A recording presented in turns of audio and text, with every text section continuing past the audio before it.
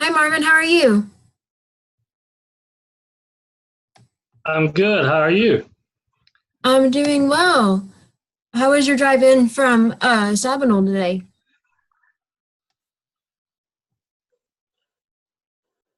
Lots of traffic. Lots of traffic. Well, should we get started with this interview? Yeah, Okay, so my first question for you is tell sure. me a little bit about your education. Okay. I am a senior at Texas Tech. I am a general studies major. My concentrations are history, communications, and political science. And I am scheduled to graduate, assuming I can get all my summer classes that I need. I'm scheduled to graduate in the spring of 2020. Okay, awesome. And do you feel that your education has equipped you for a career in teaching history, and how so? I do. My particular major doesn't provide student teaching, and so I have had to actually get a part-time job as a substitute teacher at our local high school to get some experience with a classroom setting. But as a history major, obviously I've loaded up on every history course that I could take. I have had some of the best history teachers that Texas Tech has to offer. And what I have found during my junior and senior years, those courses tend to be less on taking quizzes and memorizing dates.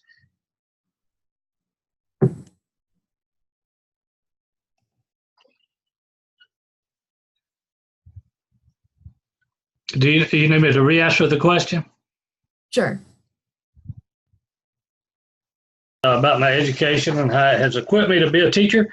Um, I I've had as obviously as a history major, I've really loaded up on history classes. I've took basically every one that Texas Tech has to offer, and I found that during my junior and senior years, the classes rather than having lots of quizzes where you memorize dates and all that sort of thing, they tend to be mostly research classes. There's a lot of writing, and I have found that for me, that helps you retain, the material better. And I do absolutely feel I'm equipped and ready to be a high school history teacher.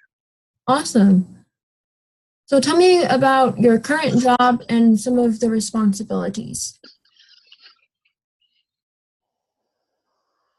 Okay, I'm actually retired, and so I wanted to start a new career as a teacher.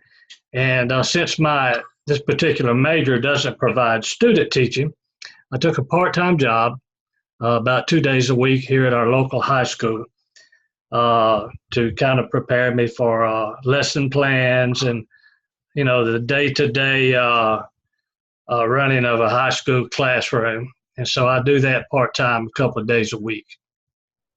Okay. Can you explain why you have decided to change your career path from your last job to what you want to do now?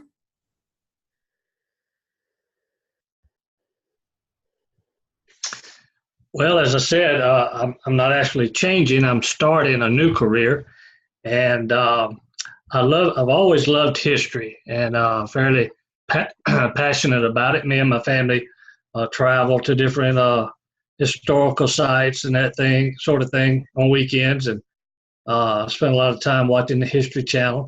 And I just thought it would be a neat thing to spend the rest of my working days passing that uh, passion on to young people, and at the same time, hopefully, maybe being a positive role model to some of the kids here in our community. What kind of experience do you have planning, evaluating, and revising curriculum, like course content, materials, and methods of instructions? And feel free to give any examples.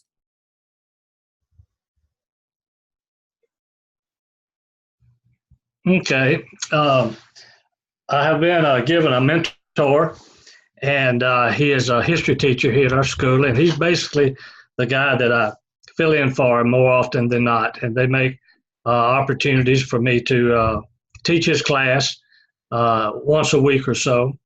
And so I'm very much, as a new teacher, I'm very much a work in progress. And we're going through the process of making the lesson plans. And I stay over late every afternoon and assist him with getting the curricula and all that ready for the next day.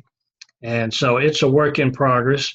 As far as teaching methods, um, I'm told, have a unique way of communicating, and that's actually been the most enjoyable part of it to me is trying it out on the class and seeing what works and what doesn't work. But I'm working under his instruction and guidance, and we're coming along.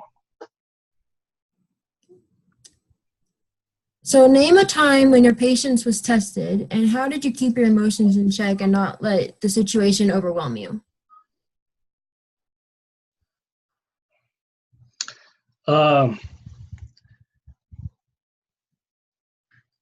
After all those years in the offshore oil industry, I think maybe it has uniquely qualified me to have my patience tested.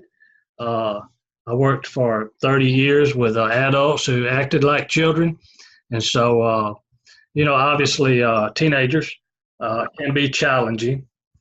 And we recently had an episode at the where I'm substituting, where we had basically an unruly kid.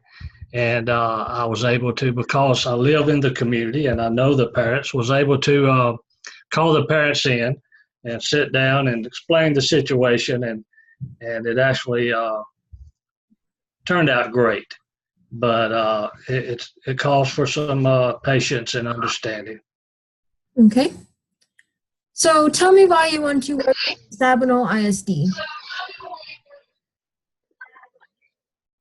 Because I live here, and the community has given a lot to me, and I'm retired, and trying to decide what I'm only 55. I retired young, and so in deciding what to do with the rest of my life, I wanted to do something for my community, and this seemed the thing to do. And it's a small, tight knit community.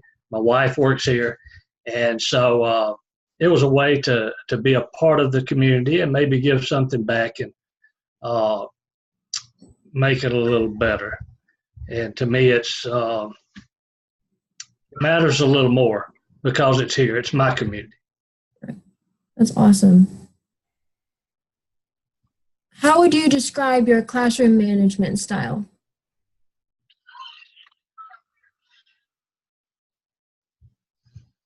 Well, you have to strike a unique balance. You have to, I want to be very clear and firm about what my expectations are. I think history is important. And, it's not the sort of thing that you can take a history degree and go out and make $1 million, like a math degree maybe. But as far as a quality of life thing, you're not really truly educated unless you have some sense and understanding of history. And I think it's important. And my expectations for kids who are capable is to show me that. When you're capable of doing good work, I want to see good work. At the same time, I think I can have a fun classroom. I want to have a classroom that the kids look forward to getting up every morning and going to Mr. Boyle's class rather than dreading it. I think that makes for a better learning environment. Okay. So how would you handle a disruptive student in your classroom?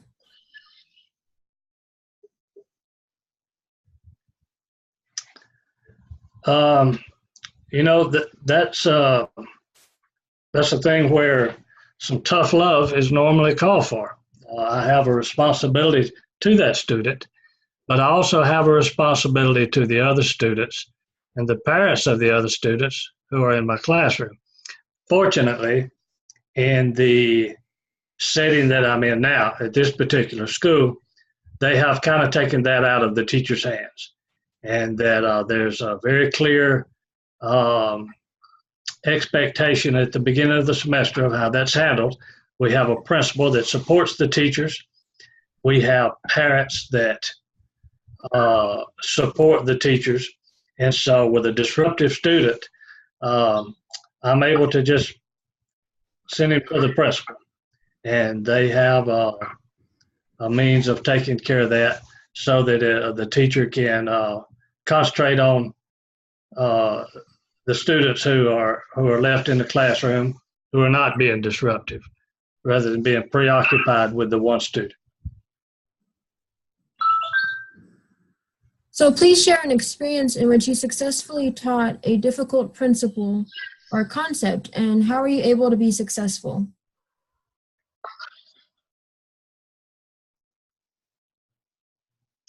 Well, I believe my first class, history class that I taught at this school, I was interested in ways to get the students to actually enjoy history and to have an interest in history. And I gave them an assignment. I sent them home and had them to do some research on their family tree. Nothing too extensive, just talk to mom, talk to your grandmother, and some of the family tree that had just been passed down verbally, and bring that back the next day and we would talk about it. I thought that if I could get them to understand that even though they're all unique individuals, different from everybody else, in a certain way we're not. In a certain way our DNA is just little pieces of the people that came before us. And if I could get them to see it that way and go home and start doing some research, it could trigger some interest in knowing about, some of their ancestors, which could spread out, of course, into other areas. And it really worked great. And it was a shot in the dark, and I tried it, and it really worked. So in a hypothetical scenario, let's say a parent comes to you angry or upset about a child's grade, maybe on a paper or a project or something like that, and how would you handle that particular situation? That's probably a case-by-case sort of thing. I don't know that I can, lay out a policy that this is what I'm going to do every time in that case. I'm going to go to class every day and treat all the kids with respect, and so that at the end of the day when I go home, I know I've done my best, I know I've treated everyone well. And that being the case, when the parent comes and they're upset, to me, the best way is just the straightforward way. Here's the situation, and this is what your child was asked to do, and this was their response. And to me, with parents, just being straightforward with them, so far from my experience, has worked best. Okay. Well, thank you, Marvin, for taking the time to come to this interview, and we'll be in contact with you as far as what the status is of your application and the hiring process.